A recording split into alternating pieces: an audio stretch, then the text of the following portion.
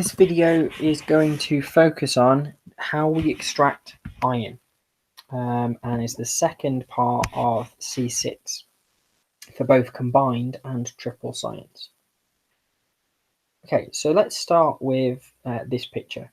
The question is, where is this place and why is this significant? Now, a good number of you may have visited this place. This is, of course, Ironbridge. So it's not far from where we are based.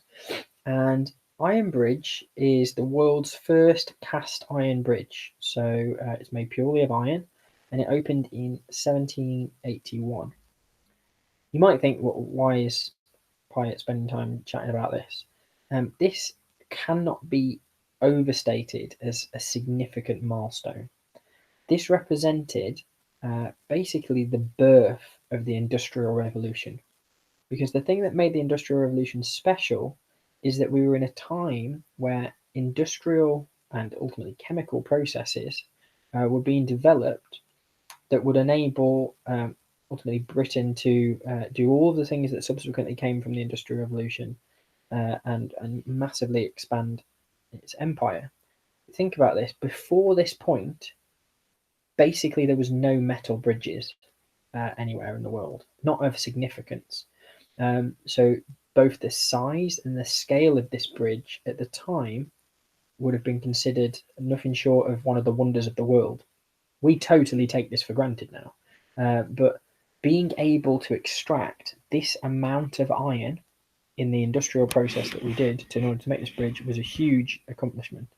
And you will obviously know that this iron bridge is located at the heart of the Black Country, where the Industrial Revolution really was in full swing. And it was very strategic that Stevenson, who built the bridge, put it here. At least I believe it's Stevenson that built the bridge. So it's made of a significant amount of iron. We need to extract that iron. We need to get that from the ground. And that was done quite locally. But we need to look at the process of how that would have gone about. Okay. So we're going to focus still on the same three main spec points at the start of C6, but still in particular, we're still focusing still on the first spec point, which is we need to explain, using the position of carbon in the reactivity series, the principles of industrial processes used to extract metals, including the extraction of a non-ferrous metal. So we talked about a non-ferrous metal, an element that was not iron in the last video, and that was copper. Now we're going to focus on iron. So effectively what we need to be able to do for this is we need to be able to describe how a blast furnace works. Okay, that is how we extract iron, and we need to understand the equations for the stages. So we're now looking at the second part of how we extract metals, which is how we extract iron.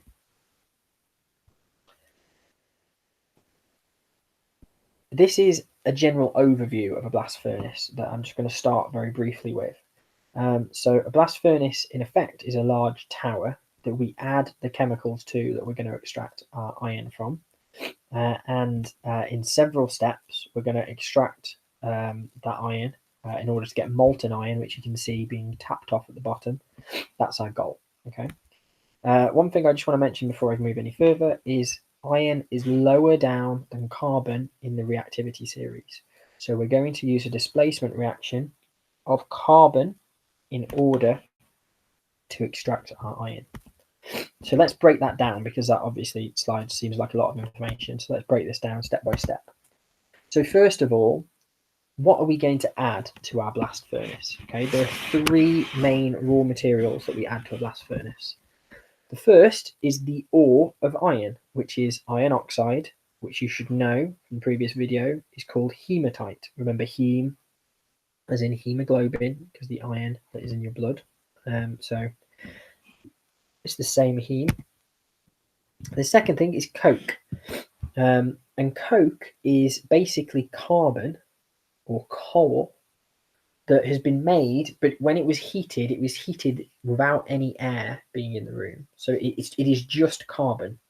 Like in terms of what as a chemical is, it's just carbon, but we call it coke because it's just been made in a slightly special way, because we wouldn't want charcoal that's got air in it, because that would create problems further down the line. So coke is just carbon. It's just the chemical C, but it's just a specific type. It's basically just slightly more pure. And the third raw material is we add limestone, which is calcium carbonate. And we use that in a second set of steps in order to purify the iron. Okay, so we'll talk about that shortly. There is supposedly a fourth raw material, which is you need air, you need oxygen. We're going to use that as well. So those are our raw materials. You should understand that first. Okay, so step number 1. Okay, there are 3 steps to actually extracting our iron. Okay, so we've added our raw materials into our blast furnace. You can see those being added at the top of the diagram. So coke, limestone, and iron ore are put in at the top of our blast furnace. We obviously also have air injected, but you can see that the air is injected at the bottom, and we have a vent for waste gases. Okay, so the first step is the coke, the carbon in there is going to burn. It's going to react with the air. It's going to react with the oxygen in particular. So the carbon, the coke, which you can see there is just C, that's all it is, as a solid, is going to react with oxygen. And the first step, we're going to make carbon dioxide. Okay. So the carbon reacts with oxygen and we form carbon dioxide. The second step is a continuation of that. The coke, which has been oxidized to carbon dioxide, is then going to be reduced from carbon dioxide to carbon monoxide. So step number 2 is that coke is going to react with the carbon dioxide that's just been made and make carbon monoxide. So you can see in both of these steps, it's only carbon and oxygen that's ultimately reacting, but we're first going to make carbon dioxide, and then that carbon dioxide is then going to form carbon monoxide. You might ask, well, why are those 2 steps important? What have they got to do with the extraction of iron? The reason these 2 steps are important is the carbon monoxide is a better reducing agent than carbon on its own. So in step 3, which we'll see in a second, it is the carbon monoxide, CO, which is made in step 2, that is going to be used in step 3. So let's have a look at step 3, and this is the crucial stage. So carbon monoxide is going to reduce, remember reduce means remove oxygen from iron oxide, and it does this at a temperature of 1500 degrees C. So you can see our carbon monoxide there reacts with our hematite, our iron oxide, Fe2O3, and we form carbon dioxide. And just think about that. You should know that in a furnace, one of the waste products is carbon dioxide. We burn stuff, carbon dioxide is nearly always the waste product. It is in this case, okay? And it's the it's that which is the main waste gas, the same as it was in step number 1, okay? And then you can see we then have our iron, just the element on its own. That's what we're trying to extract. That's our goal. So I just want to go back over those 3 steps one more time before we move on. So step 1, we burn coke, which is the carbon, with oxygen to make carbon dioxide. We then reduce the carbon dioxide with more coke in order to make carbon monoxide. The carbon monoxide can then react with the iron oxide, the hematite, in order to form carbon dioxide again, but now we have extracted our iron. That molten iron, you can see the state symbol there is L because it's a liquid. It's dense, it will trickle down the blast furnace and will settle right at the bottom where it can simply then be tapped off. Now, there's a problem. The ore, hematite, that we start with is not 100% pure iron. It's not 100% pure iron oxide. There will be other elements, other impurities in the ore, and we need to get rid of those, okay? So that is the reason we also add limestone to this, okay? So there are 2 more steps we need to know, but these steps aren't about how we extract the iron. These steps are about how we purify the blast furnace and get rid of those impurities so that we are left with liquid iron. And this is the process of how we make liquid slag. You'll notice that is set on the diagram. At the bottom, you can see that sits on top of the liquid iron. So because liquid iron is the most dense, it will sink all the way to the bottom. And then on top of that, liquid slag is going to sit on top. That is our impure chemical that we're trying to make first of all, and so we can get rid of the impurities. So this is a two-stage process. The first stage is something we should be familiar with. It is a thermal decomposition reaction. Again, okay, we saw one of these in lesson 1. Remember, thermal decomposition is just the breakdown by heat of a chemical compound. So we have calcium carbonate, so that's limestone. You should know that limestone is calcium carbonate. In the previous lesson, we looked at copper carbonate, but this is calcium carbonate, so that's limestone. That will just break down in the heat. Remember, this is 1500 degrees C inside the blast furnace. That will break down into carbon dioxide and calcium oxide. So the calcium oxide, which we call quicklime, that's what we need to use to remove our impurities. So the calcium oxide then reacts with all of the impurities. And the impurities we basically call silica. Because if you think about most rocks, okay, they will be made up of silica, which is just basically sand. That's what sand is. So the proper name for it is calcium. We will make calcium silicate, but silica is the impurities. So silicon dioxide, silica. That's what we basically chemically represent the impurities as. That is basically sand. So imagine you've got sandstone with obviously some iron in there. That's an ore of hematite. This is all of those sandy impurities reacting. So the calcium oxide reacts with the silica, the silicon dioxide, to form calcium silicate, which is also known as slag. Okay, so CaSiO3. Okay, and that molten slag then floats on top of the molten iron and can be removed. So all of those impurities, those sandy impurities, are combined with that calcium oxide in order to form slag. So the purification process has 2 steps. First, we undergo a thermal decomposition reaction.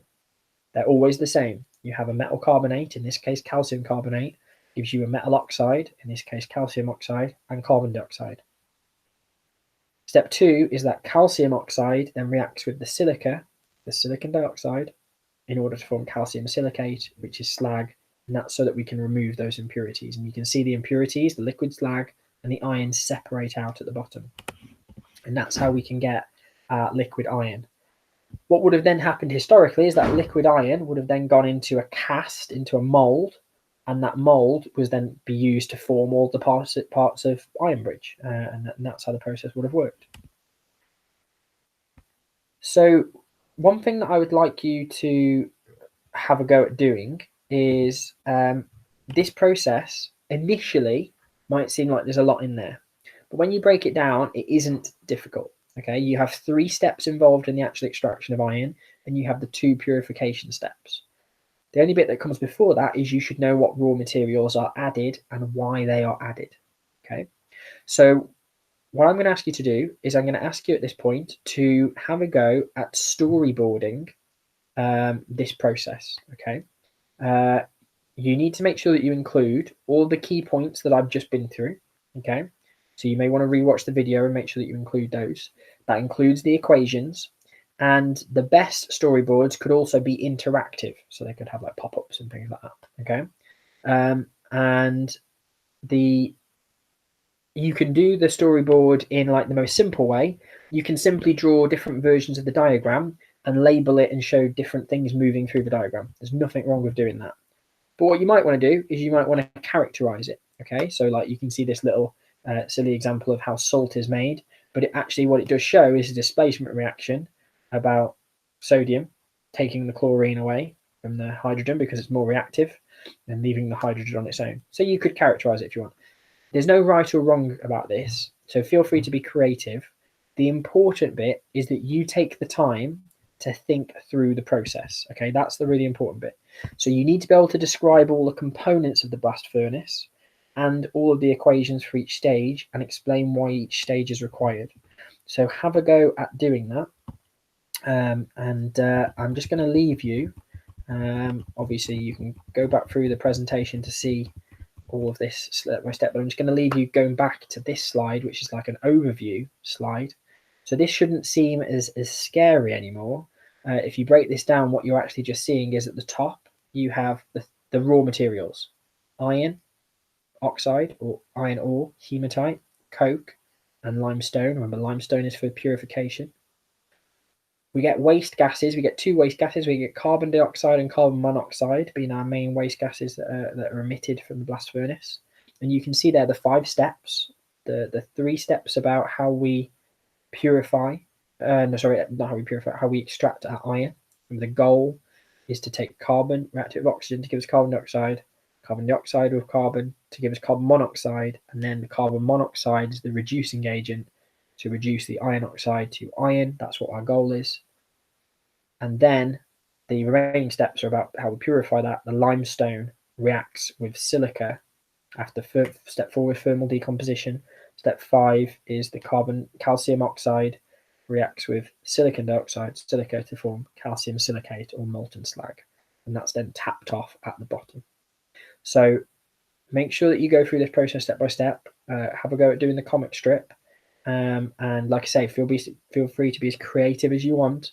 The more that you can sort of think through the process and make it clear in your own mind, the better, because this topic isn't complicated once you've learned it. Okay, it seems complicated when you first do it because there's a lot in there, but actually once you break it down, it isn't that bad. And that also means when this comes up in an exam, they're only going to ask a very limited range of questions, which is a good thing. But you do need to make sure this process is clear in your head.